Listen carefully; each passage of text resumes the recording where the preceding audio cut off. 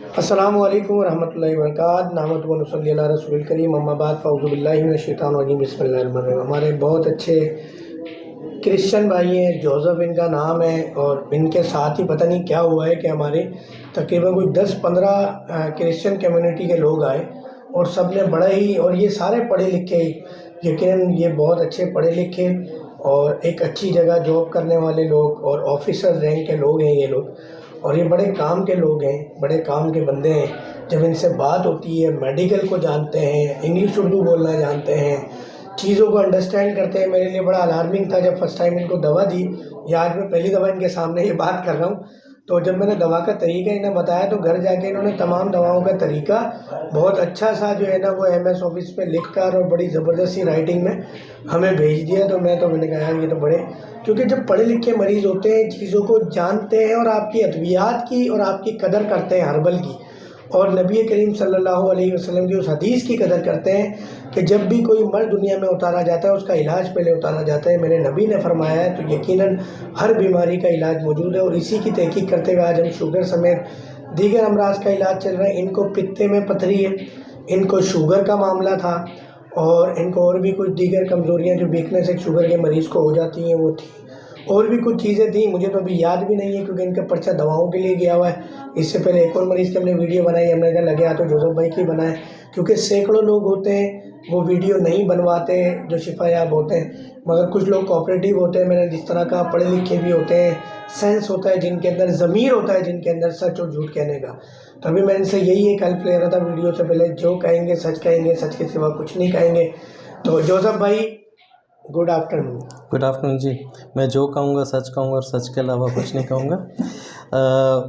मैं 3 हफ्ते से डॉक्टर साहब के पास आ रहा हूँ। एक्चुअली हमारे ऑफिस में इनकी एक मैं अल रहीम के दफ्तर में काम करता हूँ, और वहाँ पे 4-5 और मेरे साथ मरीज़ हैं जो इसी डायबिटीज़ के शिकार हैं। तो हम लोग सब ये एलोपैथिक मेडिसिन से तंग आकर, क्योंकि वो तो सिर्फ कंट्रोल करता है, तो हम कोई ऐसे इलाज की तरफ जाना चाह रहे थे जो कि जिससे हमें हमारी डायबिटीज़ टोटली रिज़ॉल्व हो। तो हम वी केम अक्रॉस ये इनकी एक वीडियो जो कोई TK1 चैनल या K21 चैनल पे आया था। तो वहाँ से हम खोज निकालते निकालते फिर हमने डिसाइड किया कि हम डॉक्टर फ़हीम साहब के पास आएंगे। तो ये बात है, मैं ये समझे कि दोस्त मेरे भी वो सोच रहे हैं, लेकिन मैंने अपनी क्रिसमस की पर 25 दिसंबर को मैं फ़र्स्ट टाइम यहाँ आया, ये सोच कर के खुदावंद की तरफ से मुझे एक अच्छा इलाज मिल जाएगा। और मैं 3 हफ्ते से इनकी मेडिसिन ले रहा हूँ। मेरी शुगर जो है, मैं बाय द वे ये बताना चाहूँगा, मैं बहुत HbA1c जो थी वो 14 थी आज से 2 महीने 3-3.5 महीने पहले। और इतनी हाई शुगर होने के बावजूद भी जब मैं इनके पास दवा लेने आया तो मेरी फास्टिंग की जो रीडिंग्स थी वो 100 से नीचे और 100 के इर्द-गिर्द आनी शुरू हो गई, और मैं तो काफ़ी सेटिस्फाइड हूँ। इससे पहले फास्टिंग की रीडिंग क्या आ रही थी आपकी? इससे पहले फास्टिंग की रीडिंग 300 के ऊपर ही जाती थी, तो बहुत हाई रीडिंग्स थी, और मैं एक्चुअली उन इंसुलिन और दवाओं से काफ़ी तंग आ चुका था। कभी आप सोच सकते थे कि इंसुलिन से जान छूटेगी आपकी? नहीं, मैं ये सोच नहीं रहा था, बस ख्वाहिश थी मेरी हमेशा। मगर डॉक्टर्स ने आपको कभी होप दिलाई कि इंसुलिन से नहीं, जान? वो तो कहते हैं बस अब ये आपके ज़िंदगी भर का चोली दामन का साथ होगा। यानी एलोपैथिक तरीका इलाज में इंसुलिन के बाद कोई अद्वियात नहीं है, इसके आप भी विटनेस हैं और जी डॉक्टर साहब का डिस्कशन है। जी भी ऐसे ही है। तो आप जब डॉक्टर फ़हीम के पास आए तो आपको बताया कि हकीम भी हैं, होम्योपैथ भी हैं, हज़ार किस्म के लोग, बवासीर और मर्दाना कमज़ोरी के इश्तिहारात आप देखते ही हैं। क्या ऐसा लगता है कि हकीम सिर्फ बवासीर के लिए पैदा हुआ है या मर्दाना कमज़ोरी के लिए पैदा हुआ है?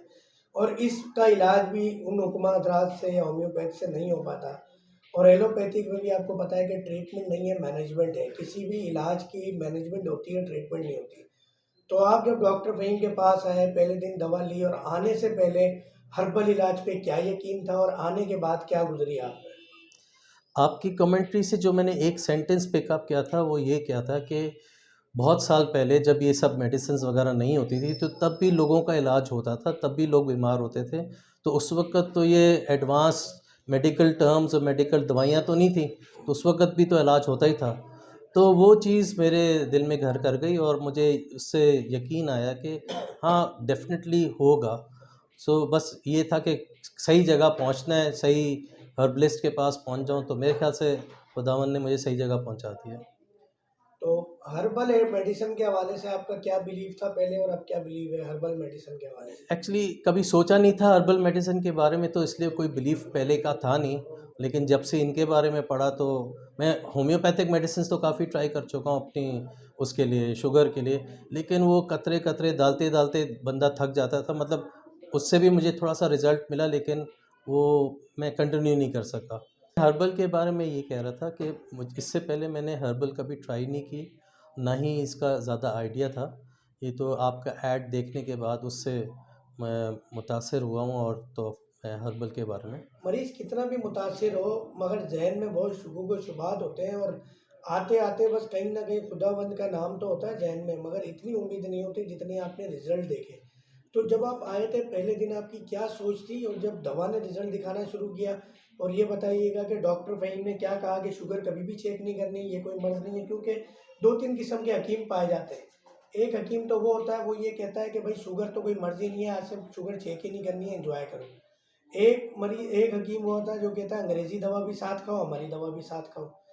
एक तीसरे किस्म का हकीम होता है जो दुनिया में पाया नहीं जाता, जो डॉक्टर फ़हीम का तरीका है कि डेली शुगर चेक भी करवाते हैं, रिपोर्ट मंगवाते भी हैं व्हाट्सएप पे और अपने चार्ट पे भी लिखवाते हैं, और साथ साथ ये भी कहते हैं कि शुगर एक मर्ज़ है, इससे आपने लड़ना है 3 महीने।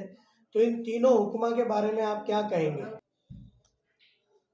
जब मैं आया था तो एक यकीन के साथ आया था, एक उम्मीद के साथ तो डेफ़िनेटली आया था कि मतलब मैं यहाँ आ रहा हूँ तो डेफ़िनेट मुझे देखिए, क्योंकि अंदर जब तक आपके यकीन नहीं हो तो आपको कोई मेडिसिन मेरा ख़्याल से अफ़ेक्ट भी नहीं करती। तो उस हद तक तो डेफ़िनेटली था।